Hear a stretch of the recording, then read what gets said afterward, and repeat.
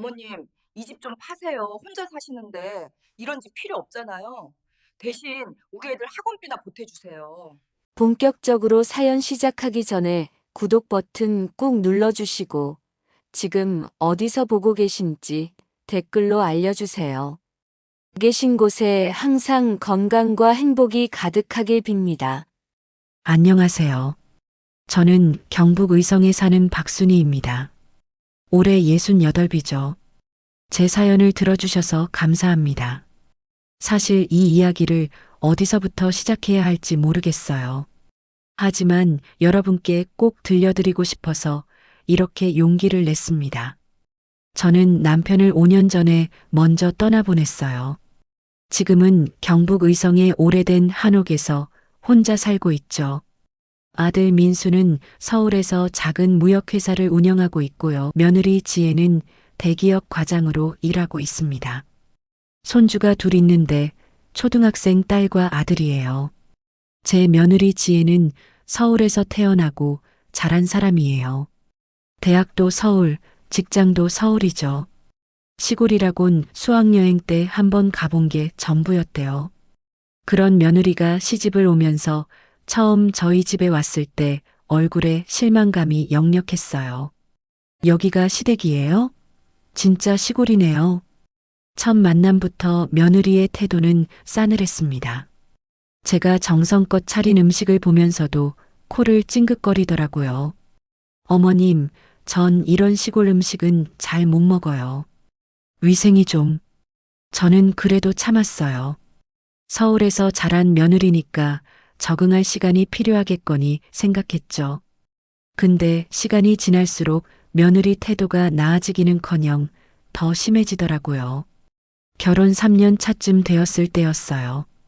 명절에 내려온 며느리가 대놓고 불평을 쏟아냈죠. 어머님, 화장실이 너무 낡았어요. 변기도 옛날 거고 타일도 다 깨졌고 이런 데서 어떻겠어요? 미안하구나. 오래된 집이라. 오래된 정도가 아니라 관리를 안 하신 거죠. 손주들이 오는 집인데 좀 신경 쓰시지. 며느리는 집안 곳곳을 둘러보며 혀를 찼어요. 제가 평생 갖고 온 마당의 장독대를 보고는 더 심한 말을 했죠. 이 장독대들도 좀 치우시면 안 돼요? 보기에도 지저분하고 애들이 다칠 수도 있잖아요. 그건 내 시아버지가 생전에 담근 장들이 있어서 돌아가신 분 핑계 대지 마시고요. 지금 살아있는 사람들이 불편한데 왜 옛날 것만 붙들고 계세요? 가슴이 철렁했어요. 근데 아들이 옆에서 아무 말도 안 하더라고요. 아니, 오히려 며느리 편을 들었어요. 엄마, 지혜 말도 일리가 있어요. 요즘 시대에 맞게 좀 바꾸시는 게 어때요? 민수야, 그래도 이건 내 아버지가. 아버지는 돌아가셨잖아요. 이제 엄마도 현실 좀 보세요. 아들의 차가운 말에 저는 더 이상 아무 말도 할 수 없었어요. 언제부턴가 아들도 변해 있었어요. 서울에서 살면서 며느리 영향을 받은 걸까요? 예전처럼 따뜻하게 엄마하고 부르던 그 아들이 아니었습니다. 더 놀라운 건 아이들 태도였어요. 손녀 서연이가 제가 내민 과일을 받으며 대놓고 인상을 찌푸렸거든요. 할머니, 이거 씻기는 하신 거예요? 시골 물은 지저분하다던데. 그럼 깨끗이 씻었지. 우리 집 물은 약수터 물이라 더 깨끗한데. 에이, 할머니는 그런 것도 몰라요? 약수터 물이 오히려 더 위험하다고 뉴스에서 봤는데. 10살짜리 손주 준호도 마찬가지였어요. 제가 손주를 위해 정성껏 싼 김밥을 보더니 코웃음을 치는 거예요. 할머니, 전 편의점 김밥이 더 좋아요. 이건 모양도 이상하고 맛없어 보여요. 준호야, 할머니가 내가 좋아하는 참치 넣어서. 참치캔 유통기한은 확인하셨어요? 시골 가게는 유통기한 지난 거 팔잖아요. 겨우 10살짜리 아이가 할머니한테 하는 말이 아니잖아요. 저는 아이들을 보며 마음이 무너졌어요. 부모가 하는 꼴을 보고 배운 게 분명했거든요. 그날 저녁 온 가족이 모여 식사하는 자리였어요. 저는 며칠 전부터 준비한 음식들을 상에 차렸죠. 된장찌개, 김치찌개, 각종 나물 반찬들이요. 정성이 가득한 식탁이었어요. 근데 며느리는 숟가락을 들기도 전에 말하더라고요. 어머님, 전 배달 음식 시켜 먹을게요. 이런 건 제 입맛에 안 맞아요. 그래, 그럼 내가 뭘 시켜줄까? 아니요, 제가 알아서 할게요. 어머님이 주문하시면 또 이상한 거 시키시잖아요. 아들 민수는 그 모습을 보면서도 아무 말이 없었어요. 아니, 오히려 거들었죠. 엄마, 우리도 배달 음식 먹을게요. 요즘 애들은 이런 반찬 안 좋아해요. 제가 며칠을 고생해서 준비한 음식들이 고스란히 남았어요. 혼자 식탁 앞에 앉아 식사를 하는데 눈물이 났죠. 옆방에서는 아들 가족이 치킨을 시켜놓고 즐겁게 웃는 소리가 들렸어요. 아들 가족은 서울로 돌아갔어요. 저는 텅 빈 집에 혼자 남아 설거지를 하며 한숨을 쉬었죠. 싱크대 위에는 손도 대지 않은 음식들이 그대로 남아 있었어요. 내가 뭘 잘못한 걸까? 저는 제 자신을 돌아봤어요. 며느리에게 잘해주려고 노력했거든요. 명절 때마다 용돈도 챙겨주고 아이들 학원비도 보태주고 아들 사업이 어렵다고 하면 돈을 보내주기도 했죠. 그런데 왜 이렇게까지 무시를 당해야 하는지 이해할 수 없었어요. 하지만 저는 참았어요. 아들 가족과의 관계가 나빠지는 게 두려웠거든요. 손주들이라도 보려면 참아야 한다고 생각했어요. 그로부터 6개월쯤 지났을 때였어요.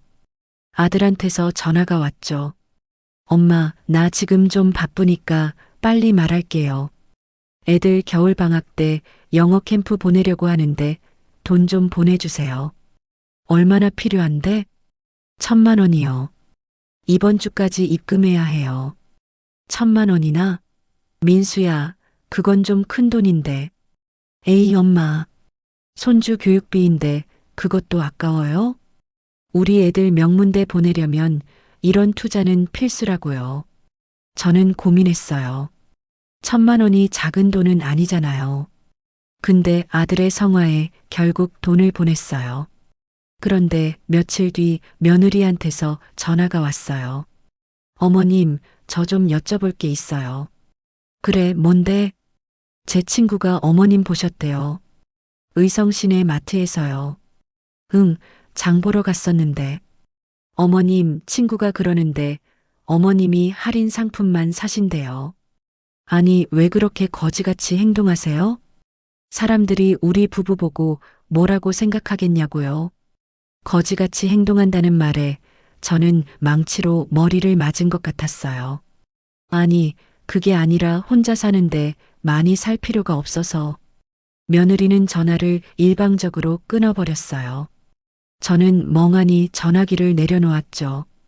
영숙이가 조심스럽게 물어봤거든요. 순이야, 너 요즘 형편이 어려워? 며느리가 그러던데 시어머니가 너무 구두쇠라고. 영수가 그게 아니라. 아니긴 뭐가 아니야. 며느리가 자기 친구들한테까지 말하고 다닌대. 시어머니가 할인 상품만 사고 옷도 헌 옷만 입고 전기세 아낀다고 여름에도 선풍기 안 튼대. 저는 기가 막혔어요. 며느리가 저를 가난하고 구두쇠인 시어머니로 만들어버린 거죠. 실제로는 돈이 없어서가 아니라 혼자 살면서 검소하게 사는 건데 며느리는 그걸 이해하지 못했어요. 그해 가을 아들한테서 또 전화가 왔어요. 엄마, 나 지금 사업이 좀 어려워요. 급하게 돈 좀 빌려주실 수 있어요? 얼마나 필요한데? 5천만 원이요.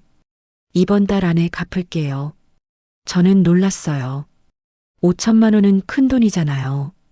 근데 아들이 어렵다는데 외면할 수 없었어요. 알았다. 보내줄게. 고맙습니다, 엄마. 이번 달 안에 꼭 갚을게요. 하지만 한 달이 지나도 아들은 돈을 갚지 않았어요. 2달이 지나고 석 달이 지나도 마찬가지였죠. 제가 조심스럽게 물어봤어요. 민수야, 저번에 빌려준 돈 말인데. 아, 엄마. 그거요? 지금 사업이 좀 어려워서요. 조금만 더 기다려주세요. 그래도 벌써 석 달이나. 엄마, 저 지금 정말 힘들어요. 그 정도 돈 가지고 그러시면 어떡해요. 제가 나중에 크게 성공하면 100배로 갚아드릴게요. 아들의 말투가 짜증 섞여 있었어요. 저는 더 이상 말할 수 없었죠. 결국 그 돈은 돌려받지 못했어요. 그런데 얼마 뒤 영숙이한테서 전화가 왔어요. 순이야, 너네 며느리 요즘 물 쓰듯 돈 쓴다는데? 무슨 소리야? 우리 딸이 들었는데 너네 며느리가 해외여행에 명품 가방에 하루 건너 백화점 간다나 봐. 저는 어이가 없었어요. 돈이 없어서 못 갚는다더니 명품이나 사고 해외여행을 다니고 있었던 거죠. 하지만 저는 참았어요. 아들 부부와의 관계가 더 나빠질까 두려워서였어요. 그해 겨울 제 생일이었어요. 아들한테서 전화가 왔죠. 엄마, 생신 축하드려요. 고맙다, 민수야. 그런데 엄마, 죄송한데 올해는 못 내려갈 것 같아요. 애들 학원 스케줄이 빡빡해서요. 그래, 괜찮다. 바쁠 텐데. 대신 택배로 선물 보냈어요. 받으셨죠? 저는 택배를 받긴 했어요. 열어보니 1,000원짜리 양말 3켤레가 들어있더라고요. 마트에서 파는 가장 싼 양말이었어요. 며느리가 고른 게 분명했죠. 시골 사는 노인네한테 이 정도면 되겠지. 며느리의 목소리가 들리는 것 같았어요. 저는 그날 밤 혼자 미역국을 끓여 먹으며 눈물을 흘렸어요. 자식한테 5천만 원을 주고받은 생일 선물이 1,000원짜리 양말이라니. 저는 여전히 집에서 혼자 조용히 살고 있었죠. 아들 가족과는 명절에나 겨우 연락이 닿는 정도였어요. 그런데 어느 날 아들한테서 다급한 전화가 왔어요. 엄마, 큰일 났어요. 왜, 무슨 일인데? 사업이 완전히 망했어요. 거래처가 부도나는 바람에 저도 같이 무너졌어요. 지금 빚이 2억이에요. 저는 깜짝 놀랐어요. 2억이라는 건 엄청난 금액이잖아요. 2억이나? 민수야, 그게 대체 어떻게 된 거니? 지혜가 투자하라고 해서 큰 거래했는데 그게 사기였어요. 엄마, 저 이러다 파산해요. 아들의 목소리가 떨리고 있었어요. 저는 가슴이 철렁했죠. 아무리 며느리가 밉더라도 아들이 망하는 건 차마 볼 수 없었거든요. 민수야, 진정하고. 일단 은행에 가서. 은행은 이미 다녀왔어요. 대출도 안 나와요. 신용도 다 바닥났고요. 엄마, 도와주세요. 엄마밖에 없어요. 저는 고민에 빠졌어요. 2억은 저한테도 작은 돈이 아니었거든요. 근데 아들을 모른 척 할 수는 없었어요. 알았다. 내가 방법을 좀 알아볼게. 엄마, 정말요? 고맙습니다. 역시 엄마밖에 없어요. 아들의 목소리가 밝아졌어요. 근데 그게 끝이 아니었죠. 일주일 뒤 이번엔 며느리한테서 전화가 왔어요. 어머님, 저 좀 도와주세요. 며느리의 목소리도 다급했어요. 평소 오만하던 목소리와는 달랐죠. 무슨 일인데? 저희 친정 아버지가 사업 실패하셔서 빚이 엄청나요. 5억이에요. 친정 어머니는 암 진단 받으셨고요. 5억이나? 네, 채권자들이 집까지 찾아와요. 친정 어머니 수술비도 5천만 원 필요하고요. 어머님, 제발 도와주세요. 친정 부모님이 길거리에 나앉게 생겼어요. 며느리는 울먹이고 있었어요. 저는 당황스러웠죠. 아들 사업 부도에 이어 며느리 친정까지 망한 거였어요. 지혜야, 그건 너무 큰 돈이라. 어머님, 어머님밖에 없어요. 제발이요. 제가 평생 은혜 갚을게요. 그동안 제가 잘못했어요. 이제부터 효도할게요. 제발 도와주세요. 며느리가 이렇게까지 사정하는 건 처음이었어요. 저는 난감했죠. 아들 사업부도 2억에 며느리 친정 문제까지 합치면 7억이 넘는 돈이었어요. 그날 저녁 아들과 며느리가 함께 전화를 걸어왔어요. 엄마, 우리 정말 큰일 났어요. 어머님, 제발 도와주세요. 저희가 잘못했어요. 두 사람의 목소리가 절박했어요. 저는 깊은 한숨을 쉬었죠. 얼마나 필요한 거니? 일단 급한 대로 5억만 있으면 될 것 같아요. 장인어른 빚이랑 장모님 수술비랑 제 사업 정리하는 데 쓸게요. 5억이나 되는 돈을 내가 어떻게 해. 그때 며느리가 말했어요. 어머님, 그 집 하시면 되잖아요. 뭐? 어머님 혼자 사시는데 그렇게 큰 집이 왜 필요해요? 집 팔고 작은 데로 이사 가시면 되잖아요. 저는 기가 막혔어요. 제가 평생 살던 집을 팔라는 거였죠. 지혜야, 이 집은. 어머님, 지금 그게 중요해요? 저희가 망하면 애들은 어떡하고요? 애들 생각 안 하세요? 아들도 거들었어요. 엄마, 지혜 말이 맞아요. 엄마 혼자 그렇게 큰 집에서 뭐 하세요? 집 팔아서 우리 좀 도와주세요. 손주들이 길거리에 나앉아도 괜찮으세요? 저는 말문이 막혔어요. 아들과 며느리가 한 목소리로 집을 팔라고 압박하는 거였죠. 민수야, 이 집은 너희 아버지랑 평생 살던. 아버지는 돌아가셨잖아요. 이제 엄마도 현실 좀 보세요. 아들의 목소리가 높아졌어요. 저는 아들의 변한 모습에 충격을 받았죠. 며칠 뒤 아들 부부가 직접 집으로 내려왔어요.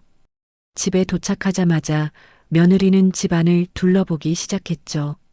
이 집 생각보다 크네요. 팔면 얼마 받을 수 있을까요?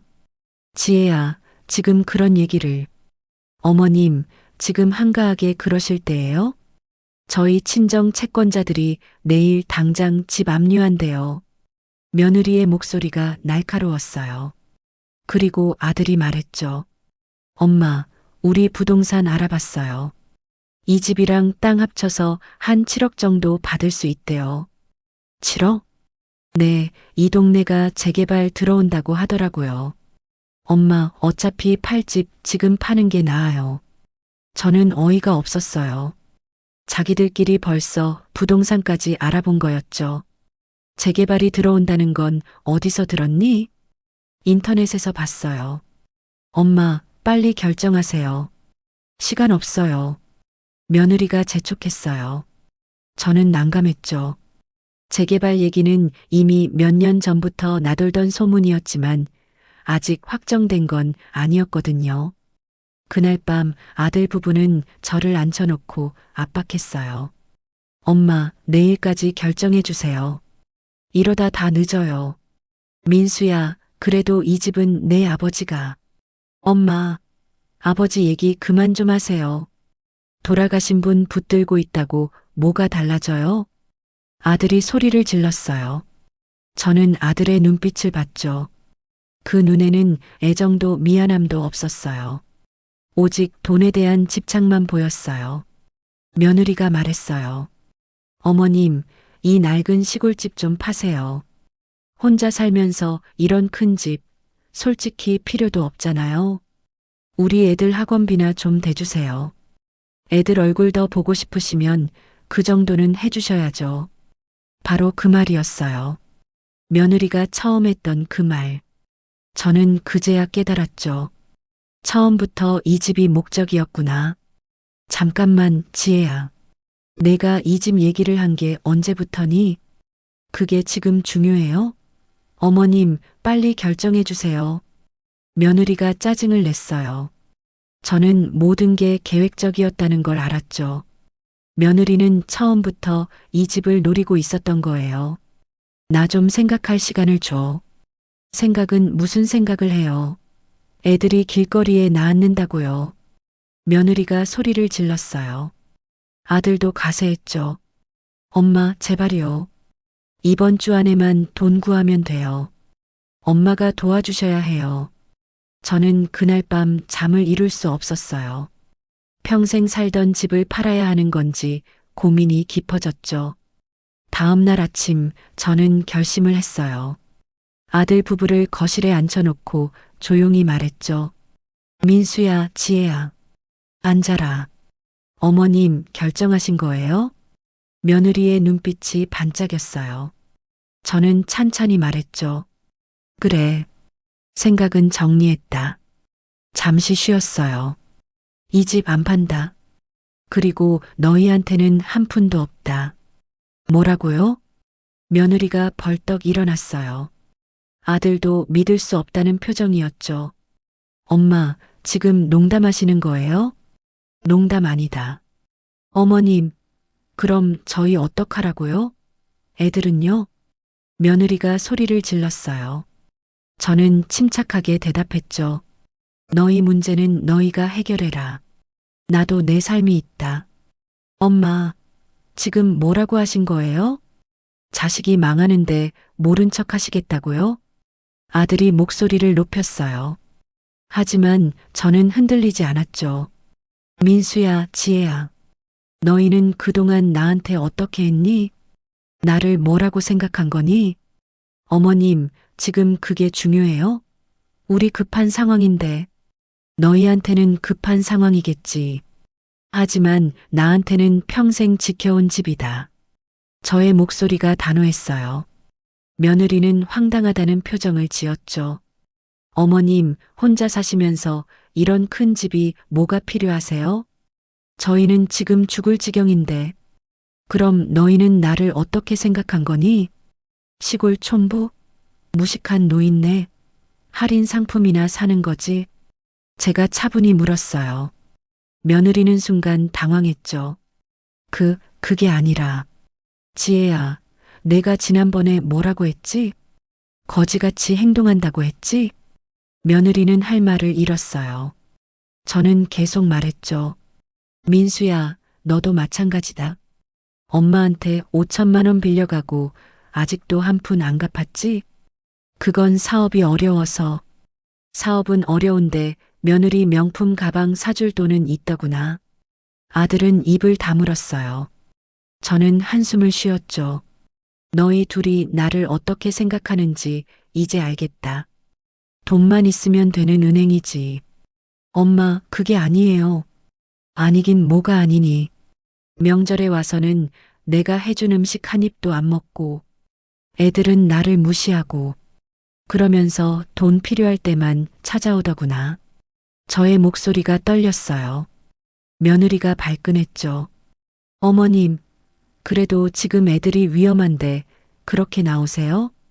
정말 피도 눈물도 없으시네요. 애들 얘기는 하지 마라. 너희가 애들 교육을 어떻게 시켰길래 아이들이 나한테 그렇게 행동을 하니?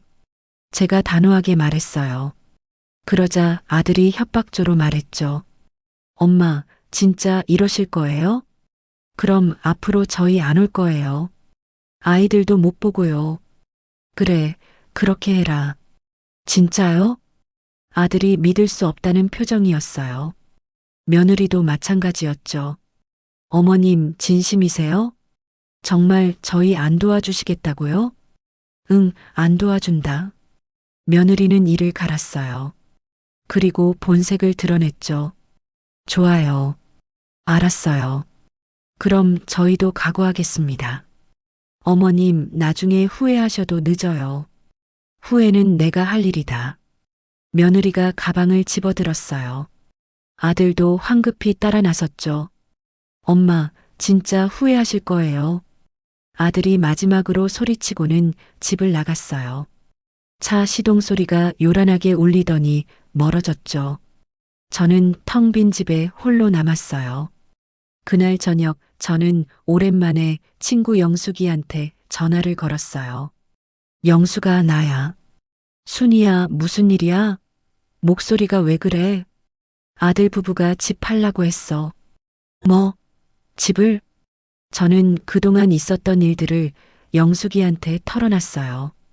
영숙이는 분개했죠. 그 못된 것들. 순이야, 잘했어. 절대 집 팔면 안 돼. 그런데 영수가 내가 너무 매정한 걸까? 무슨 소리야? 자기 자식 걱정은 지들이 할 일이지. 내가 왜 집까지 팔아야 하니? 영숙이의 말이 맞았어요. 저는 조금 마음이 편해졌죠. 며칠이 지났어요. 아들 부부한테서는 연락이 없었죠. 저는 이제 정말 인연이 끊긴 건가 싶었어요. 그런데 일주일쯤 지난 어느 날 동네 이장님이 찾아왔어요. 순이야, 집에 있니? 네, 이장님. 무슨 일이세요? 이게 말이야, 재개발 건으로 좀 여쭤볼 게 있어서. 이장님은 서류 뭉치를 꺼냈어요. 재개발 관련 서류였죠. 순이 내 땅이 이번 재개발 핵심 지역에 들어갔어. 보상금이 어마어마할 것 같은데. 보상금이요? 이장님이 숫자를 말하는 순간 제 귀에는 하나도 안 들어왔습니다. 15억. 그 한 단어만 머릿속에서 계속 울렸습니다. 그래, 대충 계산해 봤는데 한 15억은 될 것 같아. 땅이 넓고 위치도 좋아서 저는 그 자리에 멈춰 섰어요. 15억. 아들 부부가 알아본 7억의 2배가 넘는 금액이었죠. 그리고 순이야, 혹시 누가 이 땅 팔라고 한 사람 있어? 네, 아들이요. 아이고, 그럼 안 돼. 지금 이 동네 땅값이 엄청나게 오르고 있어. 재개발 소식 듣고 부동산 투기꾼들이 헐값에 사려고 혈안이거든. 이장님 말이 제 귀에 들어왔어요. 아들 부부가 알아본 부동산. 혹시 그 사람들이 투기꾼이었던 건 아닐까요? 7억에 사서 나중에 15억에 되팔려는 속셈이었을까요? 순이야, 절대 팔지 마. 조금만 기다리면 보상금이 나올 거야. 이장님이 당부하고 돌아갔어요. 저는 한참을 그 자리에 서 있었어요. 그날 밤 저는 서재로 갔어요. 오래된 금고를 열었습니다. 금고 안에는 통장들이 가지런히 정리되어 있었죠.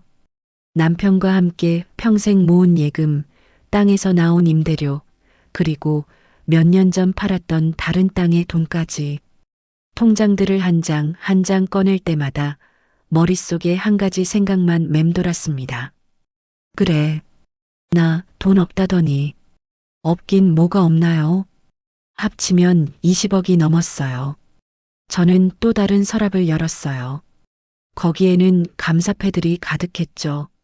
지역복지관, 고아원, 장학재단. 모두 제가 익명으로 기부한 곳들이었어요. 거지같이 사신다던 며느리 말이 떠올랐습니다. 맞아요. 저 거지처럼 살았습니다. 근데요, 거지처럼 살면서도 남주는 재미로 8억을 썼습니다. 여보, 당신 말이 맞았어요. 저는 돌아가신 남편 사진을 보며 중얼거렸어요. 아들한테 미리 알려주지 않길 잘했어요. 남편은 생전에 말했었거든요. 여보, 우리 재산 아들한테 미리 알리지 맙시다. 사람은 돈을 알면 변하니까요. 남편의 말이 정말 맞았어요. 저는 한숨을 쉬었죠. 한 달이 지났어요. 저는 평소처럼 조용히 지내고 있었죠. 아들 부부한테서는 여전히 연락이 없었어요. 그런데 어느 날 동네 슈퍼 앞에서 뜻밖의 장면을 목격했어요. 며느리가 동네 사람들한테 큰 소리로 말하고 있었던 거죠. 우리 시어머니가 얼마나 구두쇠인지 아세요? 애들이 굶어 죽게 생겼는데도 한 푼 안 도와주시더라고요. 며느리는 동네 사람들 앞에서 저를 비난하고 있었어요. 제 친구 영숙이가 화를 냈죠. 지혜야, 그게 무슨 말이야? 순이가 얼마나 너희한테 돈을 줬는데 그게 얼마나 된다고 그래요? 저희는 지금 파산 직전이에요. 그런데 시어머니는 큰 집에 혼자 살면서 저희를 내팽개쳤어요. 며느리가 목청을 높였어요. 동네 사람들이 수군거리기 시작했죠. 저 며느리가 원래 좀 그렇긴 했지. 근데 순이도 좀 매정한 거 아니야? 자식이 그렇게 어려운데. 저는 그 소리를 듣고 돌아섰어요. 며느리가 제 평판을 망가뜨리고 있었지만 신경 쓰지 않기로 했죠. 그런데 며칠 뒤 더 큰 일이 벌어졌어요. 아들 부부가 아이들을 데리고 집 앞에 나타난 거예요. 아이들은 울고 있었어요. 할머니, 저희 집이 없어졌어요. 할머니가 도와주세요. 손녀 서연이가 울면서 외쳤어요. 저는 가슴이 아팠지만 문을 열어주지 않았죠. 민수야, 이게 무슨 짓이니? 엄마, 제발요.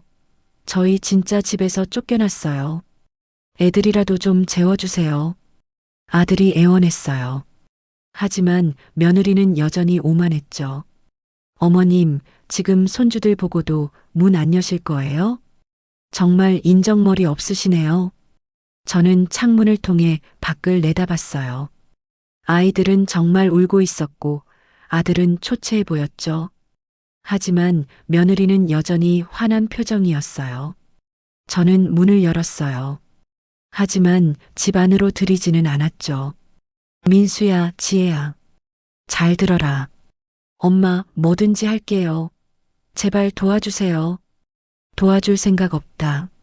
너희는 나한테 너무 심하게 했어. 며느리의 얼굴이 굳어졌어요. 어머님, 그래도 애들은 무슨 죄예요? 애들한테까지 그러시면 어떡해요? 애들은 너희가 키워라. 너희가 그렇게 교육시켰잖니. 저는 차갑게 말했어요. 아들이 무릎을 꿇으려고 했죠. 엄마, 제발요. 저희가 잘못했어요. 일어서 이제 와서 잘못했다고 용서받을 수 있다고 생각하니?